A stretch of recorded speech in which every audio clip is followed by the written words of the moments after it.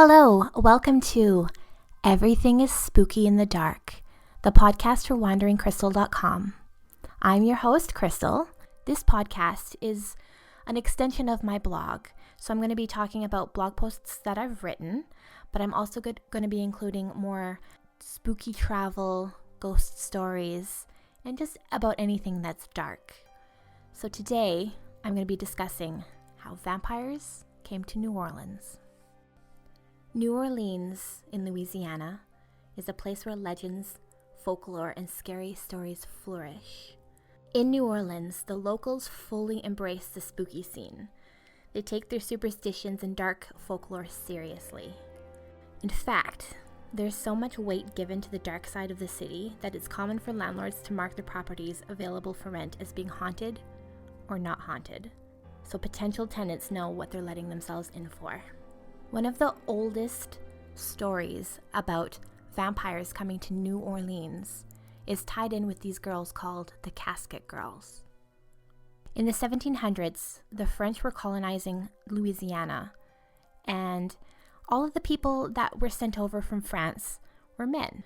They began to colonize the area, but the priests were worried that since they were all men, they wouldn't be able to start families and inhabit the area for the future. So France decided to send over many women that would be brides for these men who are currently living in Louisiana. So they sent them over by ship because that was the way you did it back in the 1700s. Now, a journey over the ocean by ship for several months is hard on anyone. So these girls were sick and pale and just low energy. Once they stepped off the boat, the harsh Louisiana sun hit them hard. Have you ever been to Louisiana in the summer? It is hot. So the girls, their pale faces, which the men noticed immediately, started turning red and blistering from the sun. This is when the rumors started. So these pale mystery girls from France, they also had another thing that made them really suspicious to everybody on the colony. Their luggage was shaped like caskets. Like little coffins. Who knew what secrets they were hiding inside? So these Casket girls, as they were now called, were ushered off to the Ursuline convent to be taken care of by the nuns until they were married off. This is when the second rumor that kind of helped solidify the fact that these girls were probably vampires came into fruition. So the Ursuline convent is a building in Louisiana, New Orleans. As everybody knows now, hurricanes are prevalent there. So this convent had an attic, and the attic windows were completely boarded up.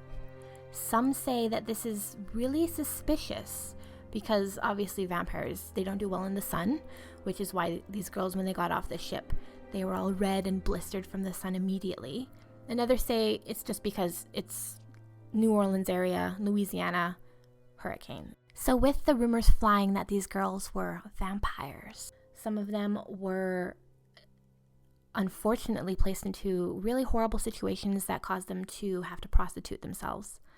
So upon hearing this, France said, hey, send us our girls back. They deserve a better life. So they did. They sent the girls back to France.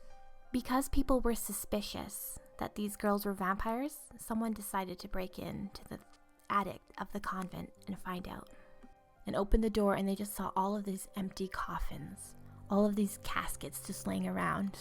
They were like, this is real. These are vampires. These girls are vampires, and some of them might still be living among us. And that is the story of how vampires came to New Orleans. They're still living there. They're prevalent, so be careful at night. They might get you. However, I will tell you the truth about the Casket girls. In French, now forgive me because I do not speak French, these girls were called filles à la casquette, which means women with suitcases. The suitcases that they had were definitely not shaped like caskets, but because of the French word casket, it kind of, stories told over time their facts sort of get mixed up. And it sounds cooler for, spooky stories if these girls came pale from France, blistering in the sun, carrying caskets. That sounds way cooler than just a French word for suitcase. So the real story behind the Casket Girls is that they were just women from France with luggage or suitcases, they're known as Casket in French. They were sent to France to the Louisiana colonies to become wives or marriage material, I guess, for the colonists that are currently living there, because the women that were living there were undesirable. They were usually in prison. They were criminals. They were not great women. So France sent over these women. The journey over from France was difficult.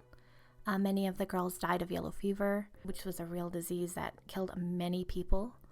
So upon arriving in New Orleans, or Louisiana, the colony of Louisiana, these girls were pale and sick, and it is hot. It is hot in Louisiana. So their skin did turn red. I highly doubt there was blistering, but who knows? Depends on how long they spent outside in the sun, I guess. And they did stay with the nuns until they were married off to men who they didn't actually really see a lot of, because they were trappers. They were fur trappers. They were traders who weren't really at home much. So these women really didn't see their husbands that much. So yeah, some of these women, some of these Casket Girls, they stayed in Louisiana, and they're the original mothers and women of the New Orleans, the Louisiana colony. And I think that's really, really cool. It's so fun to think that vampire folklore was born out of just these women arriving with their little suitcases that were called caskets, and the stories, just everything adding up together makes just one great story about vampires being brought to New Orleans. And that's one thing I love about history and storytelling. Obviously, real history is there, but it can be twisted and construed into bringing these monsters, these vampires, to life. And that's really fun. At least I think it's fun. I love vampire folklore. I actually have another podcast with one of my really good friends, Dagny, from Cultura Obscura. The podcast is called Dark Travels Podcast, and you can find us anywhere. Just search for Dark Travels Podcast. Our first podcast is actually about vampire folklore. We talk about Dracula, not the one true vampire, but the Hollywood vampire. Everyone knows who Dracula is. And then we also talk about our favorite vampire. I will not tell you his name, but he is so cute. He's from Prague, so if you know anything about Prague vampire lore, you may have heard about him.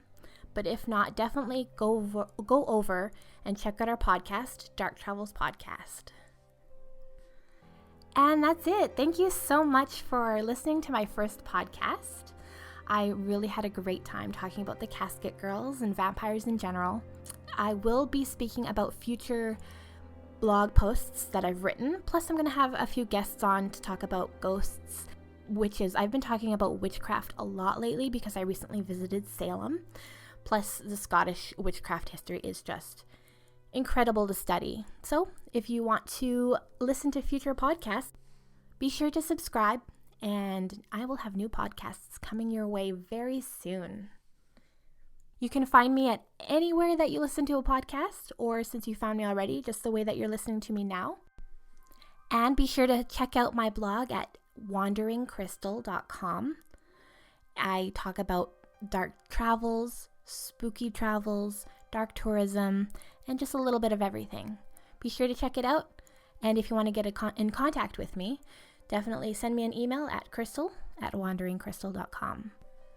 Thank you so much for listening to Everything is Spooky in the Dark, the Wandering Crystal podcast. Thank you, and I'll see you next time.